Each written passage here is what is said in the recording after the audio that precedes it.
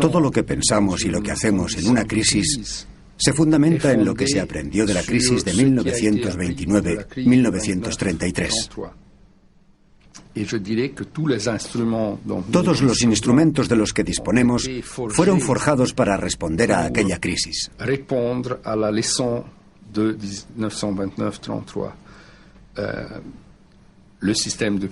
El sistema de supervisión bancario. La disponibilidad de los bancos centrales a inyectar liquidez a los mercados en caso de crisis. La flexibilidad de los tipos de cambio. La conciencia del peligro del proteccionismo en una situación de depresión o de recesión mundial. La cooperación internacional a través de las grandes instituciones internacionales. Todos estos son algunos de los ejemplos, pero hay otros, como son los instrumentos y los mecanismos de las instituciones para gestionar una crisis si fuera necesario.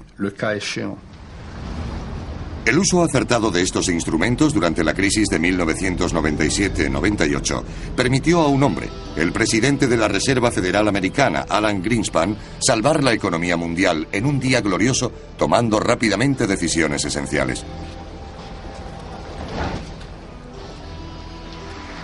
Para empezar, con una bajada de los tipos de interés en Estados Unidos, inyectaba en la economía del país una masa monetaria que estimulaba al consumo, la bolsa, la inversión y las importaciones, provocando una recuperación mundial. Aún así, asumió con valentía el riesgo inflacionista que nunca llegó. Paralelamente, montó con el gobierno una operación de salvamento de los fondos LTCM gracias a préstamos públicos y privados que evitaron el pánico.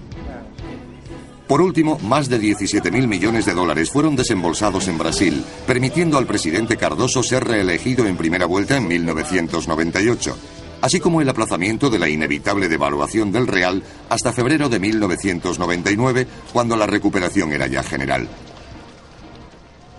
El avión brasileño en llamas aterrizó en la pista suavemente. Creo que lo más importante fue la capacidad de actuar rápidamente con las instituciones internacionales para frenar el pánico.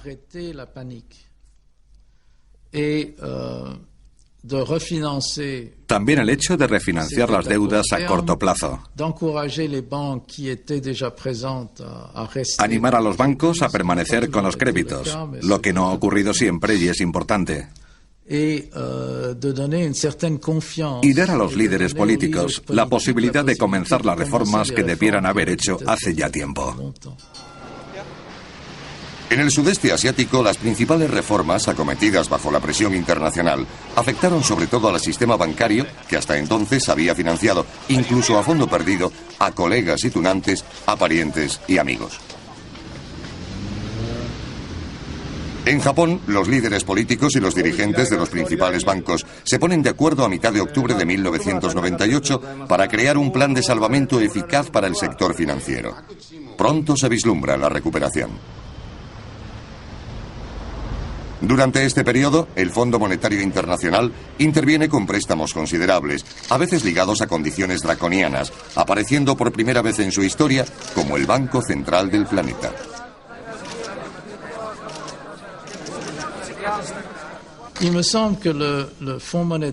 El Fondo Monetario fue criticado por tomar medidas demasiado deflacionistas al mantener las paridades de las monedas extremadamente duras, tipos de interés muy elevados y una austeridad presupuestaria muy dura,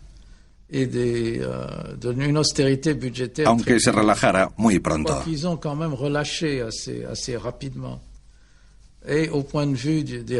A la vista de los resultados, evitaron la crisis. Eso es lo principal, aunque quedan los problemas sociales. Las dificultades propiamente económicas retroceden, pero el sufrimiento social es más difícil de borrar. Una crisis, aunque haya sido superada, no es un suceso neutro. Aunque Corea del Sur esté en plena recuperación, incluso después de haber conocido durante unos meses una tasa de paro récord del 10%, aunque Tailandia haya reconstruido rápidamente un sistema financiero saneado, y aunque Singapur, Taiwán y Malasia se hayan recuperado muy rápido, Indonesia se ha hundido, y tras las quiebras de las principales empresas y la huida del capital chino hacia remansos financieros, todavía no ha encontrado su capacidad productiva. Pero las clases medias procedentes de la anterior etapa de prosperidad del país y los campesinos enriquecidos de Java han votado mayoritariamente a la democracia en contra de las dictaduras populistas, autoritarias o islamistas. Los entonces presidentes de Indonesia, Abdurrahman Wahid, y de Corea del Sur, Kim Dae-jung, siguieron de forma consciente el ejemplo de Roosevelt.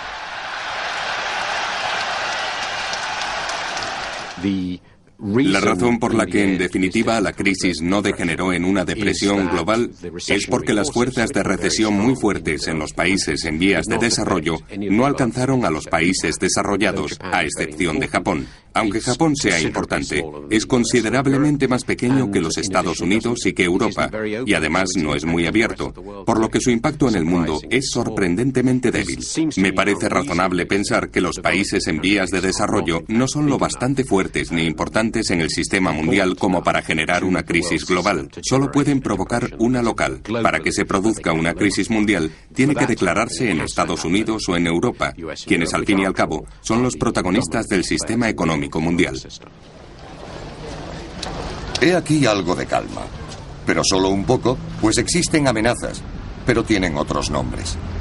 Débil ahorro y endeudamiento de la economía estadounidense, fuerte tasa de paro europeo y necesidad de mantener el euro, que aún fluctúa por la actuación divergente de los países que lo han adoptado, y gran dependencia de los mercados emergentes frente a sus exportaciones a los países desarrollados.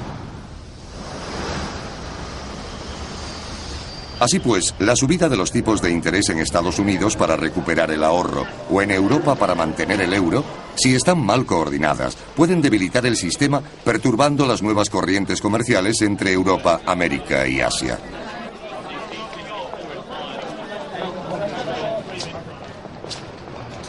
Los hombres saben levantar diques que les protegen de las catástrofes. Así ocurrió en la historia bíblica de José, el consejero del faraón, donde el ingenio, la lucidez y la energía de unos cuantos permitieron prevenir las catástrofes. Estamos lejos de la perdición, pero no olvidemos que tras la Guerra del 14, la segunda tragedia que ha marcado el siglo XX fue una catástrofe económica, la crisis de 1929.